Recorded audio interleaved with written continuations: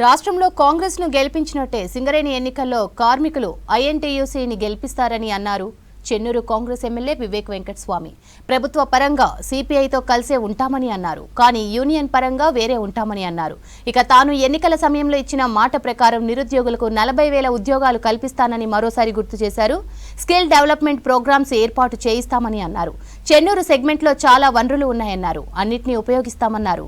DMFT నిధుల్ని ప్రభావిత ప్రాంతాలకే ఖర్చు చేస్తామని చెన్నూరులో మాట్లాడారు ఎమ్మెల్యే వివేక్.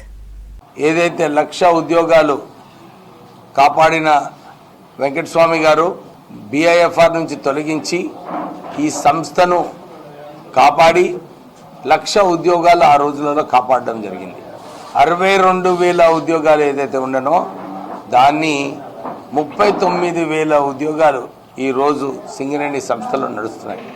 అంటే సుమారు 23,000 ఉద్యోగాలు ఈ రాష్ట్ర ప్రభుత్వం తొలగించడం జరిగింది. సింగరేణి సంస్థ ఒక లాభాల సంస్థ. ఆ లాభాలు ఏదైతే ఉన్నదో 1,000 కోట్ల రూపాయలు లాభం ఉంది. ఈ 1,000 కోట్ల రూపాయలు సరిగా వినియోగించుకొని కొత్త గనులు తీసుకొస్తే అక్కడ ఉద్యోగాలు కల్పించే అవకాశం ఉండేది.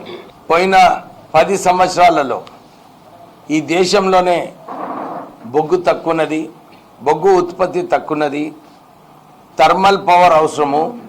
దీంట్లో థర్మల్ పవర్లో ఇంకా ఎక్కువ బొగ్గు అవసరం ఉన్నది అని చెప్పి ఆ ముందు ఆలోచనతో ఏదైతే కేంద్ర మంత్రివర్గము రాష్ట్రానికి మీకు కొత్త గనులు ఏమైనా స్టేట్ అండర్టేకింగ్స్కి అవసరం ఉంటే మేము మీకు టెండర్ లేకుండా శాంక్షన్ చేస్తామని చెప్పి కేంద్ర ప్రభుత్వం చెప్పడం జరిగింది. మన ముఖ్యమంత్రి నిద్రపోయినప్పుడు ఆ రోజులలో కేసీఆర్ గారు ప్రగతి భవన్లో నిద్రపోతే మళ్ళా ఈ రాష్ట్రానికి ఏది మంచిది, ఈ సింగరేణి సంస్థకి ఏది మంచిది ఆలోచించే సమయం లేదు ముఖ్యమంత్రికి. ఈ 3 కొత్త గన్నులు తీసుకురావడము ఈ ప్రాంత ప్రజలకు మంచిది. సుమారు 5,000 ఉద్యోగాలు ఈ కొత్త మైన్స్ ఓపెన్ చేస్తే 5,000 డైరెక్ట్ జాబ్స్, ఇంకొక 5,000 ఇండైరెక్ట్ జాబ్స్ కల్పించే అవకాశము ఆనాటి రాష్ట్ర ముఖ్యమంత్రి కోల్పోవడం జరిగింది. సింగరేణి సంస్థలో మన బొగ్గు ఇంత సింగరేణి భూమి ఉన్నది, ఈ గోదావరి నీళ్లు పక్కనే ఉంది, నీళ్ళ కరువు లేదు, సింగరేణి సంస్థకు నిధులు కరువు లేదు, సింగరేణి సంస్థకు భూమి కరువు లేదు. సింగరేణి సంస్థ ఈజీలీ 850 మెగావాట్ల పవర్ ప్లాంట్ పెడితే ఈరోజు సింగరేణి సంస్థ లాభాలు పెరిగేటి. నేను స్థానికులకు 80% ఉద్యోగాలు కల్పించమని చెప్పి నేను కోరడం జరిగింది. సో నేను ఏదైతే మాట ఇచ్చినానో దాని ప్రకారంగా ఈ ప్రాజెక్ట్స్ తీసుకురావడము, ఈ ప్రాజెక్ట్స్ని తొందరగా ఇంప్లిమెంట్ చేయడము ఈ ప్రాంత ప్రజలకు మంచిది.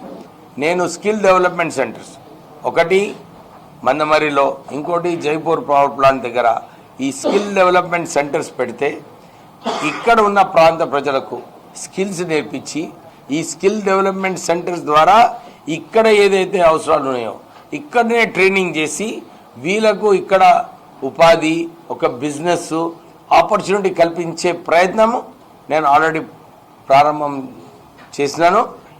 వీళ్ళందరికీ కూడా ప్రాపర్ ట్రైనింగ్ ఇచ్చిన తర్వాత ఉద్యోగాలు కల్పించే అవకాశం దాని ద్వారా కూడా నేను ప్రయత్నం చేస్తున్నాను.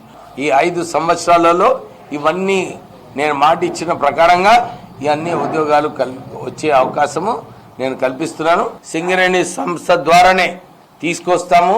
కొత్త గనులు ప్రారంభించి ఇక్కడ ఎంప్లాయ్మెంట్ ఉద్యోగాలు కూడా కల్పిస్తామని చెప్పి మేము మాట ఇచ్చినామో దాని ప్రకారంగానే మేము పనిచేస్తున్నాం.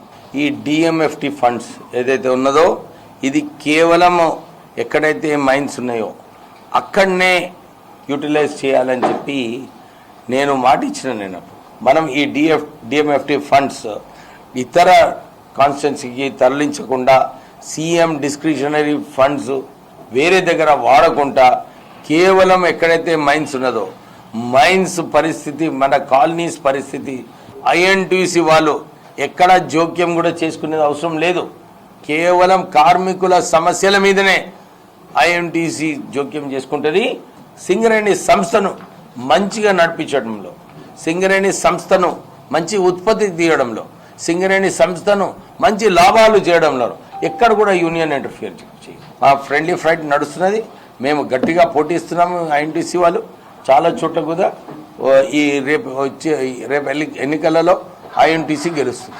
నేను అప్పుడు రోసయ్య గారితో, గులాం నబీ ఆజాద్ గారితో మాట్లాడి దీన్ని ఆ ప్రపోజల్ని రద్దు చేయడం జరిగింది.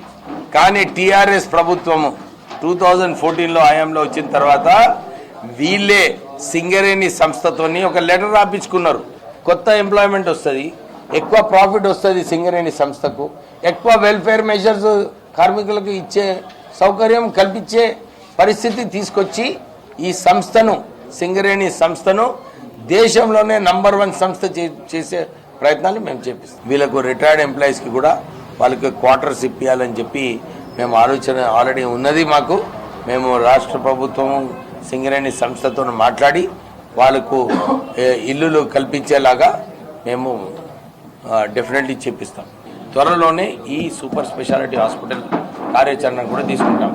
దానికన్నా ముందు ఎవరైతే రెఫరల్ ఉన్నదో, ఇప్పుడు కొత్తగూడెం పోయి ఇక్కడ నుంచి లండన్ పోయి, లండన్ నుంచి ఢిల్లీకి పోవడం లేదు, డైరెక్ట్ హైదరాబాద్కి పంపించేలాగా 1 monthలోనే ఆ ఆర్డర్ మేము తీసుకొస్తామని చెప్పి నిన్న ప్రజల కార్మికులకు మేము మాట ఇచ్చినాము.